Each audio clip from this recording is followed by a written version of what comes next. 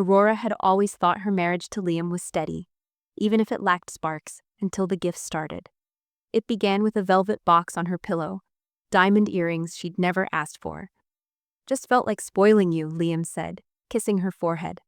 A week later, a designer handbag arrived. "You work too hard," he shrugged. But when Aurora checked their shared credit card statement, her blood ran cold. A $2,500 charge for a romantic dinner at La Luna, a restaurant she'd never heard of, stared back at her. She dug deeper, her heart pounding.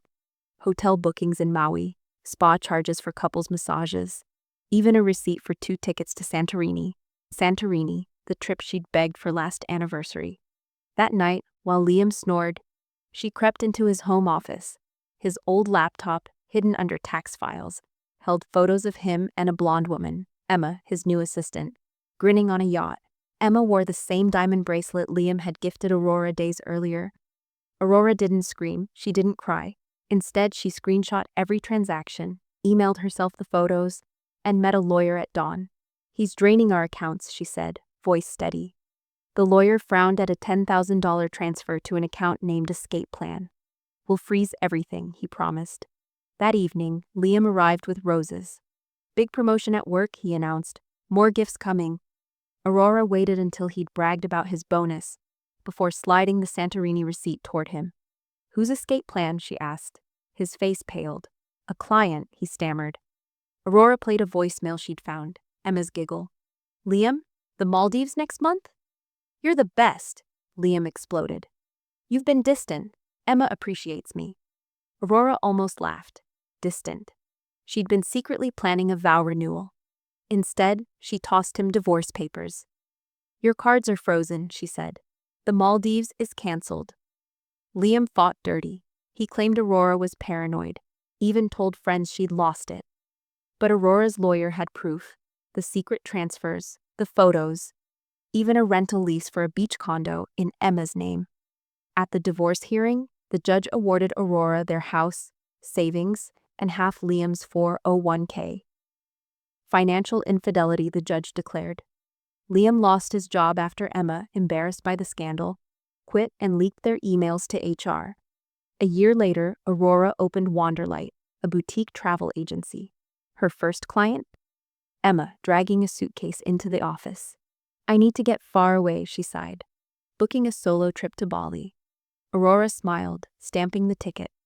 Liam's fantasies don't fund real adventures. At Wanderlight's launch party, Aurora hung a framed credit card statement, the $10,000 transfer circled in red beside her desk. Her assistant called it a trophy. "No," Aurora said, "a receipt for freedom." Liam's final text came as she boarded a flight to Santorini. "You wrecked my life." She blocked his number, settling into her first-class seat. Below her, the Aegean Sea glittered. A view paid for with her credit card. The twist. Emma wasn't the only one who'd left Liam. His mother, horrified by his lies, sent Aurora a check to invest in Wanderlight. The note read, "Thank you for teaching my son what karma tastes like." Months after Wanderlight became the town's hottest travel agency, Aurora received a call from an unknown number. It was Liam, voice slurred. "You think you've won? I'll ruin you," he hissed. She hung up, unease prickling her skin. The next morning, her assistant rushed in. Bad online reviews flooded their website. "Wanderlight scams clients," one read. "Aurora steals husbands," another claimed. The IP addresses traced back to Liam's apartment. Aurora didn't panic. She posted screenshots of the fake reviews alongside Liam's threatening call recording. The caption, "Some people never learn." The town rallied behind her. Clients shared glowing testimonials, and the local newspaper ran a feature, "From Betrayal to Empire, Aurora's Journey." Liam, now desperate, showed up at Wanderlight one rainy afternoon. Unshaven and reeking of cheap whiskey, he begged. "Emma left me. Mom won't speak to me. I've got nothing." Aurora stared at the man she'd once loved. "You did this to yourself," she said softly, sliding him a brochure for a rehab center. "Your next escape's on me." As he slunk away, her phone buzzed. A VIP client request. A CEO wanted to book a luxury world tour for his staff. The company name? Escape Plan. Aurora smirked. Irony had a way of circling back. At closing time, she glanced at the framed credit card statement. The $10,000 transfer now felt like ancient history. Her assistant asked, "Still keeping it?" Aurora nodded. "To remember where I started and how far he fell." The final twist came weeks later. Liam's mother visited, handing Aurora an envelope. Inside was a deed to a beachfront property, Liam's failed investment during their marriage. "It's yours," she said. "Turn it into something he'll never touch." Aurora did. Wanderlight Villas opened the following summer, its first guests a group of single women celebrating fresh starts. As fireworks lit the sky, Aurora toasted to karma and the quiet power of outgrowing someone else's lies. Liam? He was last seen boarding a bus to the rehab center, a Wanderlight brochure crumpled in his hand. The destination? Somewhere far from the life he'd burned down. 2 years after Wanderlight Villas opened, a Category 4 hurricane barreled toward the coast. Guests evacuated, but Aurora stayed behind, securing the property. As winds howled, she discovered Liam's old safe buried in a closet, rusted shut. Using a crowbar, she pried it open, finding stacks of documents, hidden property deeds, offshore accounts, and a love letter to Emma. But beneath it all lay a faded photo of her and Liam on their wedding day, his smile genuine for once. The storm passed, leaving the villas damaged but standing. Insurance covered repairs, but Aurora chose to rebuild smarter: solar panels, storm-proof glass, a disaster fund for staff. The upgrades drew eco-conscious travelers, landing Wanderlight on top sustainable resorts lists. At the reopening, a reporter asked, "How'd you turn disaster into triumph?" Aurora glanced at the photo she'd framed beside the safe. "Some storms clean up the past," she said. Liam, now a handyman at a rundown motel, saw her interview on a lobby TV. He scribbled an apology note but tore it up. Tossing 5 years after the hurricane, Wanderlight Villas had become a global brand, featured in glossy travel magazines. Aurora's empire now included eco-resorts, a best-selling memoir, and a foundation helping women rebuild after betrayal. But success drew envy. A rival company, Eclipse Escapes, launched a smear campaign, accusing Aurora of stealing Liam's ideas. Bloggers dredged up old rumors, and for the first time in years, Aurora felt doubt creep in. Then an anonymous email arrived. A leaked internal memo from Eclipse's CEO, admitting the lies were marketing tactics. Aurora recognized the sender's IP address, Liam's old motel. She didn't thank him. Instead, she forwarded the memo to her lawyers and posted it online with the caption, "Some ghosts haunt in useful ways." The scandal tanked Eclipse, and Wanderlight's bookings soared. Liam, now a night janitor at a highway diner, watched the news on a cracked phone. He'd sent the email after overhearing Eclipse's CEO brag about destroying Aurora. Part of him hoped she'd forgive him, but when a Wanderlight ad flashed on the diner's TV, Aurora grinning under the northern lights, he tossed his phone into a trash bin. Aurora, meanwhile, discovered Liam's final gift. Buried in the old safe was a deed to a remote island he'd bought during their marriage, a failed scheme to impress Emma. Aurora's team transformed it into Wanderlight's first private island resort. At the launch, reporters asked why she kept the original name scrawled on the deed, Liam's Paradise. "Every paradise has its serpent," she said, "but serpents make great fertilizer." The twist? The island's lush forests hid rare orchids. A biotech firm paid millions to study them, funding scholarships for women in science. At the check signing, Aurora's assistant whispered, "Liam would have sold it for pocket cash." Aurora laughed. "Good thing he's terrible at math." Liam's final chapter was less poetic.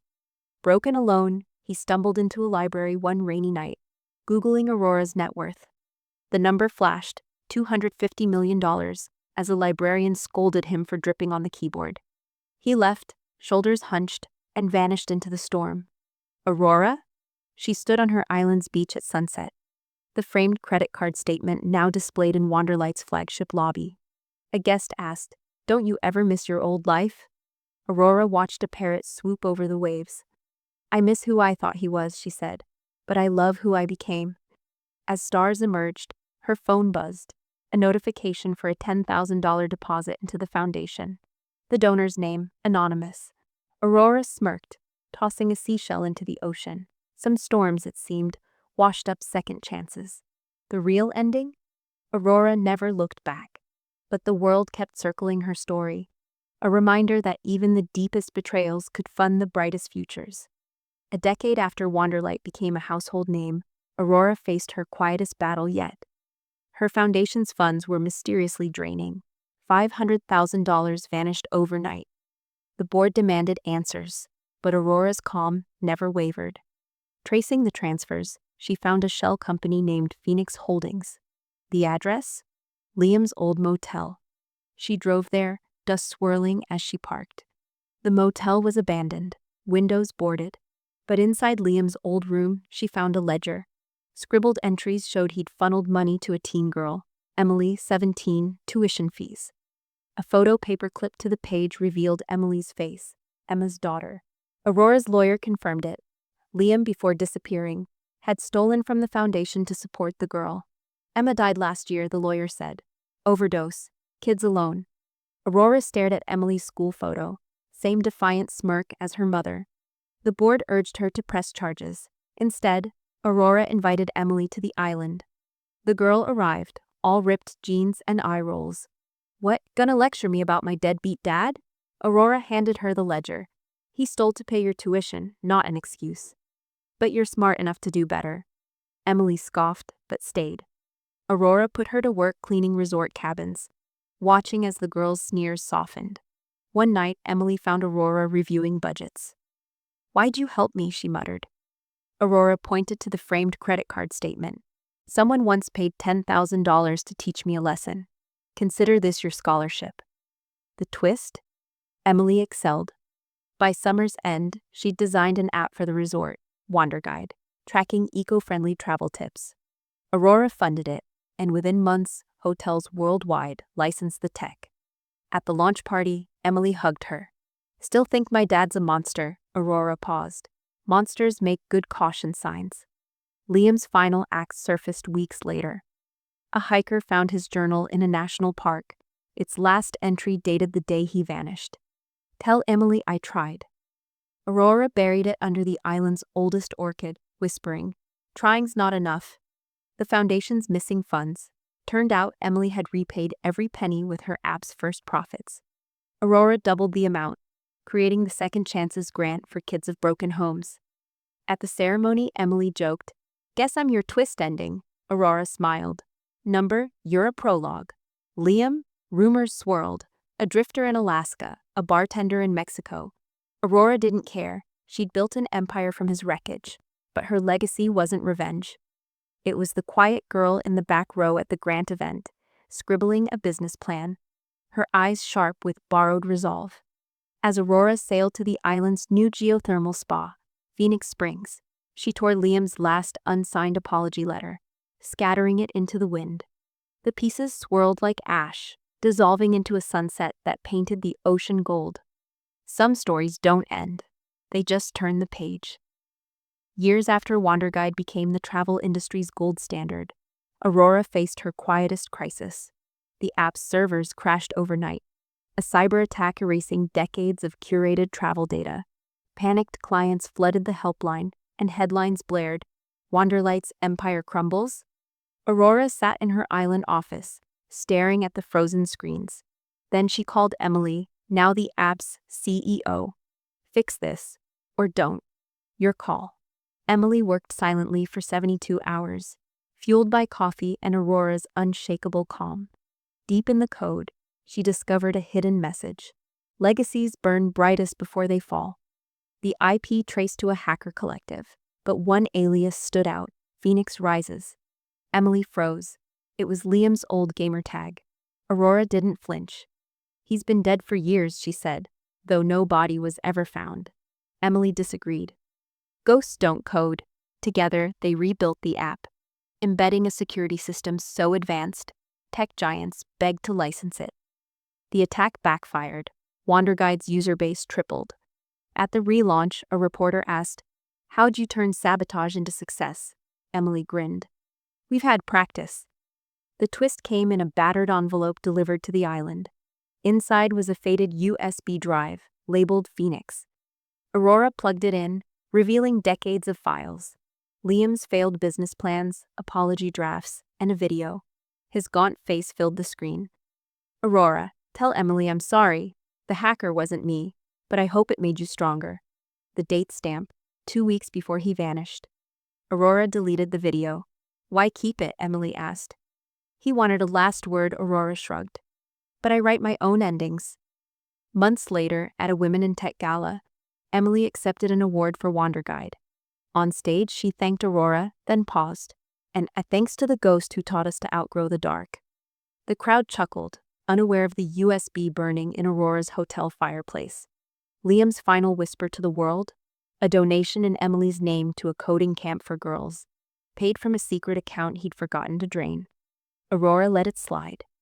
Even bad men fund good futures sometimes, she told Emily. That night, Aurora walked the island's shore, the waves erasing her footprints. Her phone buzzed. A Wanderlight villa booking under the name Phoenix. She canceled it. Refund doubled. Nice try, she murmured to the horizon. The real ending? Aurora retired, passing the CEO title to Emily. Her memoir's final line. Some storms chase you. Others push you where you're meant to sail. Liam? He remained a cautionary tale in employee handbooks. But in a hostel in Costa Rica, a backpacker swore he met an old man who laughed at Wanderlight ads. That's my ex, he'd said, tossing a seashell into the fire. Best thing I ever lost. Aurora never heard the rumor. She was too busy sailing her catamaran into the sunrise. The credit card statement finally tucked away in a vault. Some stories end when you stop reading them. Aurora's retirement was anything but quiet.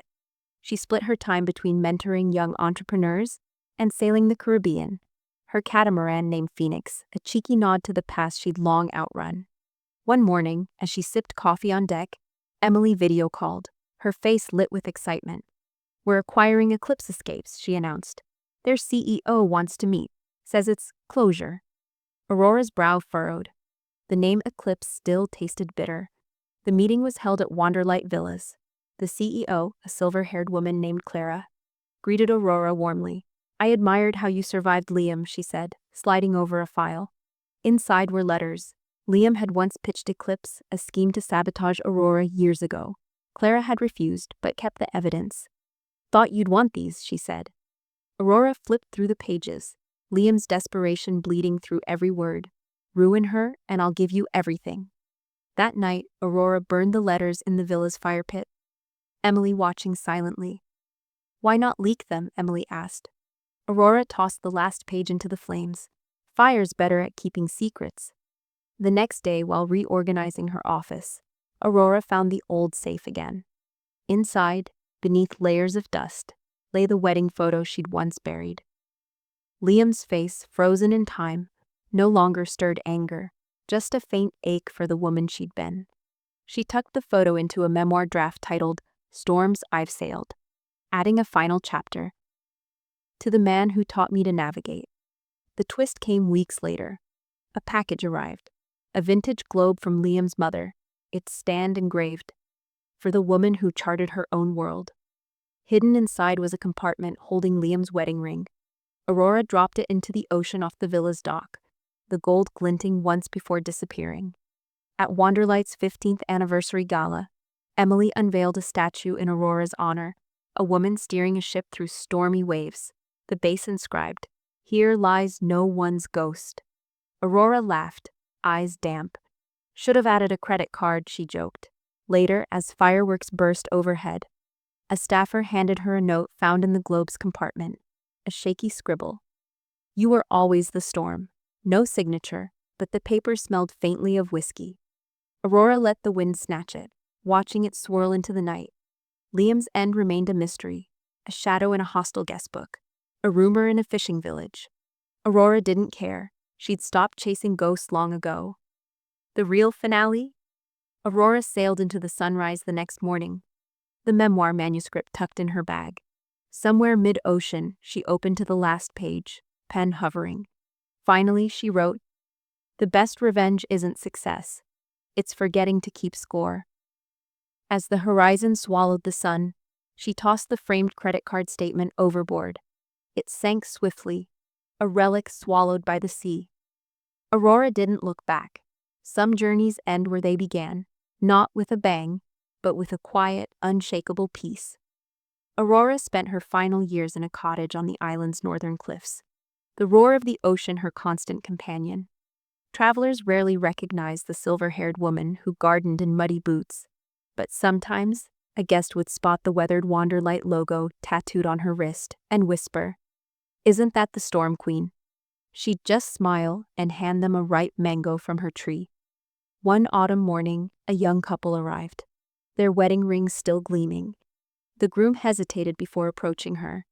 "My grandma said you'd give me advice," he said, unfolding a crumpled newspaper clipping, the old From Betrayal to Empire article. Aurora studied his face, Liam's jawline, Emily's eyes. Emma's grandson.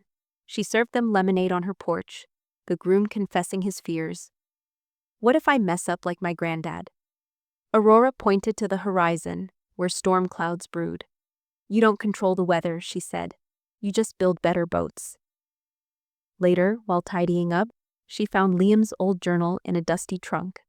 Inside, wedged between schematics for failed resorts, was a dried orchid, the same one she'd worn in her hair at their wedding. She tucked it into the groom's backpack as they left. Let ghosts rest where they belong, she thought. That night, Aurora walked to the cliff's edge, her hands steady on the railing Emily had installed years ago. Below, waves devoured the shore, relentless and sure. Her phone buzzed, a Wanderlight alert about a hurricane named Aurora nearing the coast. She laughed, loud and full, as rain began to fall. She never returned to the cottage. Search teams found her empty rocking chair, a half-finished memoir page curled on the seat. The best stories end where they began, with you, alone, choosing the wind.